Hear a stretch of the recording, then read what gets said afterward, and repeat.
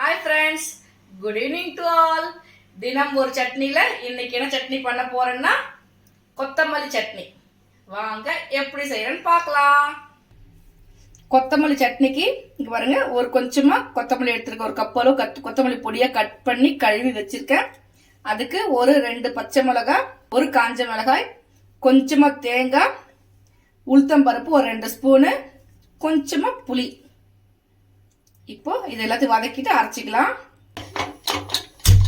இப்ப அடுப்ப பத்த வச்சுக்கிட்டேன். எண்ணெய் விடலாமா?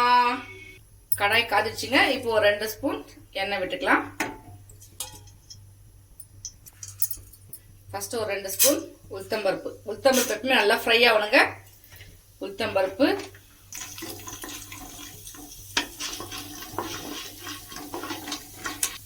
இங்க பாருங்க ப்ரௌன் ஆயிடுச்சு. இப்ப பச்சை மிளகாய் 2 கட் பண்ணி போட்டலாம். முழுசா போட்டா வெடிக்கும்.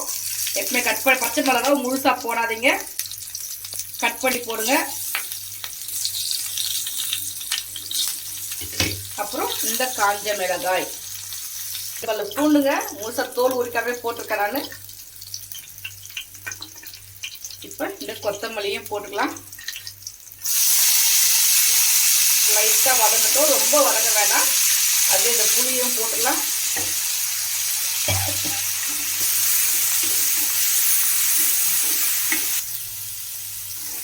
பாருங்க, இது பச்சை வாசனை போற அளவுக்கு வதங்கினா போதும்.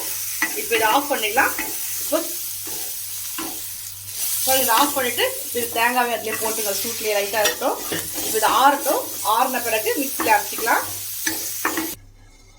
ஆறிடுச்சு. இப்போ மிக்சிக்கு மாற்றிக்கலாம். பாருங்க, ஒரு 1/2 டீஸ்பூன் கல் உப்பு போட்டிருக்கேன். இதையும் மிக்சியில் போட்டு அரைச்சிடலாம்.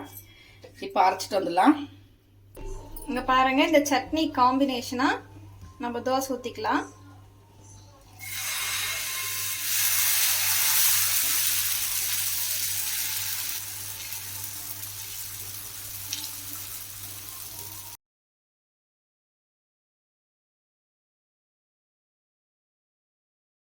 அவ்வளோதாங்க, சோயான கொத்தமல்லி சட்னி ரெடி.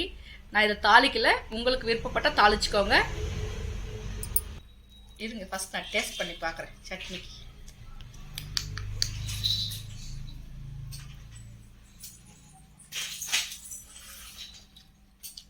தோசைக்கு கொத்தமல்லி ரொம்ப சூப்பராக இருக்குங்க. அந்த கொத்தமல்லியோட ஃப்ளேவர் ரொம்ப சூப்பராக இருக்குது, ரொம்ப டேஸ்ட்டாக இருக்குது. இதே மாதிரி நீங்களும் டெய்லி செஞ்சு பாருங்கள். நாளை ஒரு தினம் ஒரு சட்னியில் நாளை ஒரு சந்திக்கலாம் டிஃப்ரெண்டான சட்னியில். பாய்.